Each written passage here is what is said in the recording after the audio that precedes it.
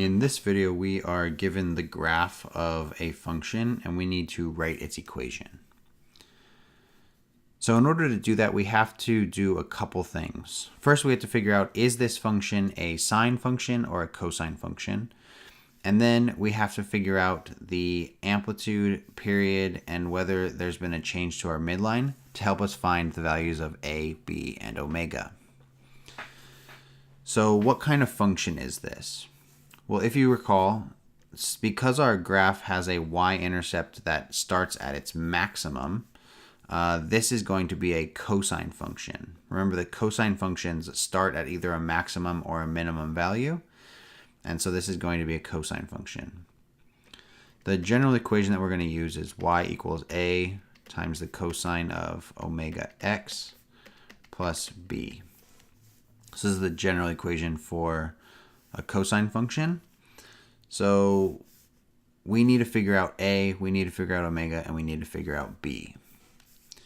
Has there been any vertical shift? That's figuring out b. Well, the maximum value is 3. The minimum value is -3. So the midline is halfway in between those, which is here at y equals 0. So we haven't had any change to our midline, so the value of b is 0. So let's figure out a. So we use the amplitude to help us figure out a. The amplitude for this graph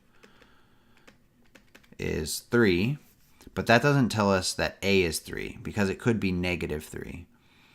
Now, we do know that a is positive, however, because our graph starts at a maximum.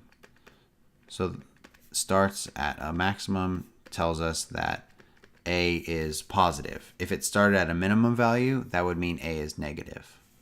So this tells us then that the value of a is +3. Next, we need to find omega. And we use the period to find omega.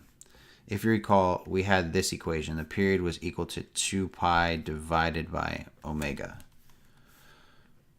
And we know that the period, we're told that this from here to here is the period, and the period has a measure of 1. So to find omega, we can do the cross product. So we end up with 2 pi equals omega, and we have that omega is 2 pi. So we have all the information we need. We have a, we have b, we have omega.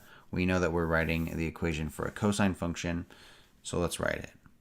So it's y equals a is 3 times the cosine of omega, which is 2 pi times x, and then either plus 0 or you don't have to write it. So this would be our equation for this graph here.